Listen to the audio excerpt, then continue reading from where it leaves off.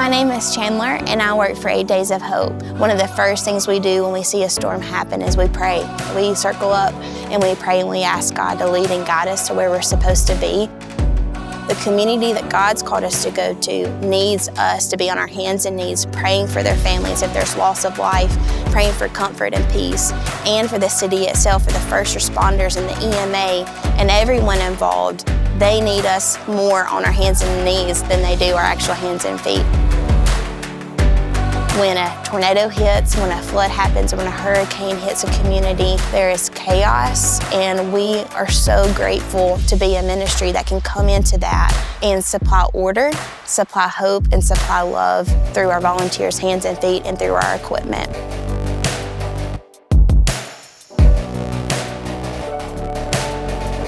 It is incredible to see the ministry that happens when someone has lost everything to a natural disaster, and then people come in from all over the country to say, "You're not forgotten, we've got you, help is here, and most importantly, hope is here."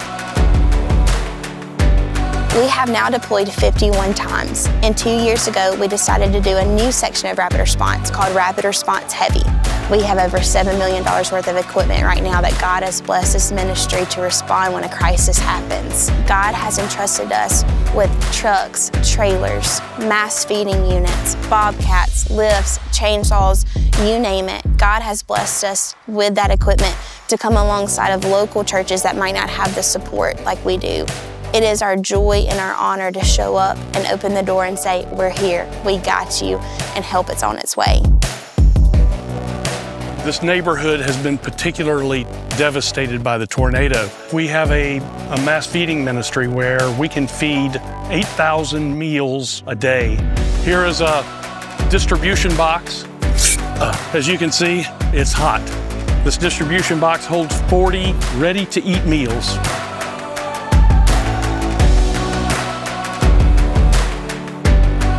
I got some green beans here, which are delicious. And I got me some pasta with some sauce, and it is hot and good. Good stuff. This is awesome. Most of the time, these packaged meals don't have any flavor. These have flavor. They do everything in excellence. 8 pounds of hope all day long.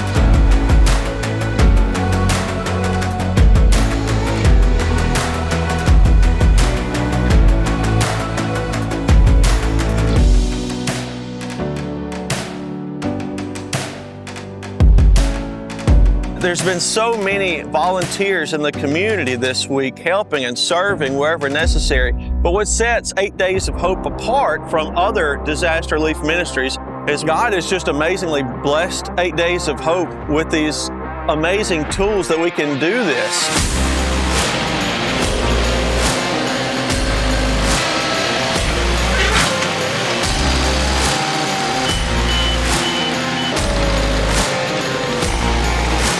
When a disaster hits, not every deployment is the same. Some there's a mass scale that we need hundreds and hundreds of volunteers to come in for weeks at a time. But here in Clarksville, the storm is a little different. Because the damage was condensed in one area, we decided to deploy our Rapid Response Heavy unit. What that means is we deploy all of our heavy equipment, our lifts, our bobcats, and we have skilled operators that are able to cut technical trees, the ones that are hanging on power lines or houses or in between homes. So let's see what happens here. It's a little crazy to see all the mass destruction right through here, but you go over a block or two and it's like nothing ever happened.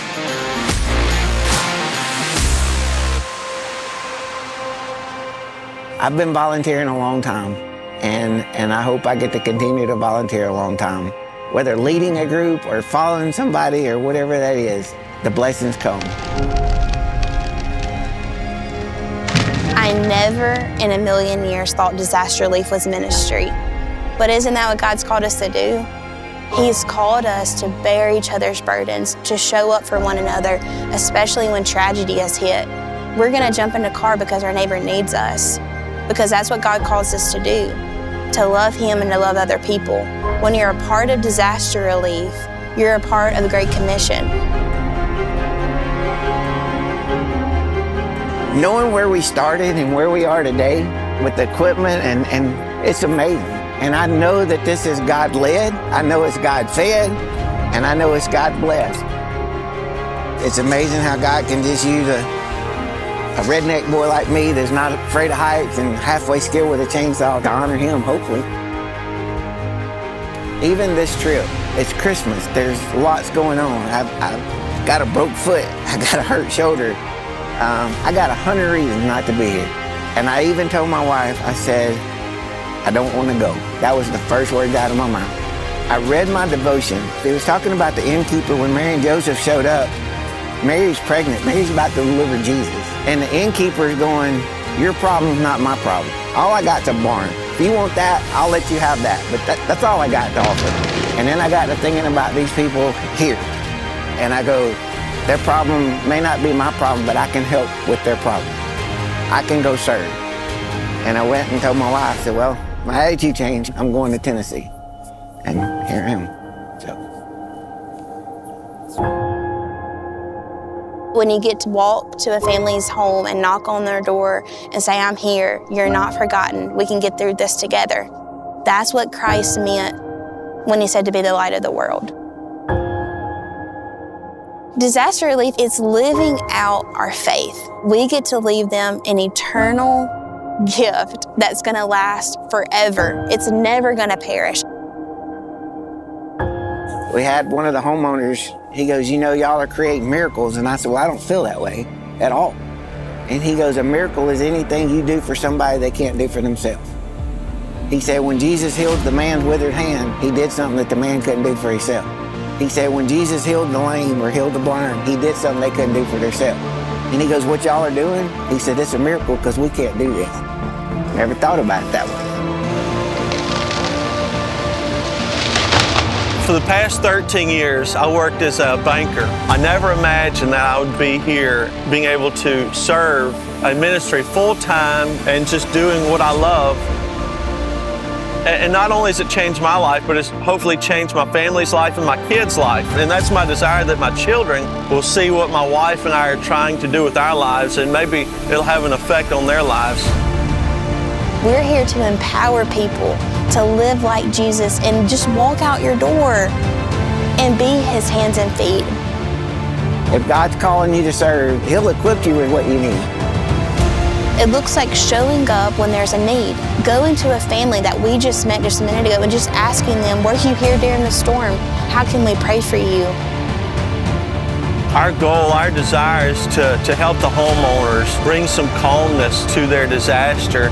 But so many times it's just the opposite. Sometimes they bless us more than we can bless them. We just get to hear their story and see the smile on their face. If you feel like God's calling you to do something, whatever it is, just be obedient. If you're looking for a place to serve and a place to plug in, I don't think you'll ever find a better place than with 8 Days of Hope. That's why I want to wake up every day and be a part of helping someone that's hurting. There's so many volunteers with 8 Days of Hope, but we need so many more to meet these homeowners' needs. If you've been thinking about attending a mission trip, you'll be blessed if you come and serve with 8 Days of Hope. This is faith. This is faith in action.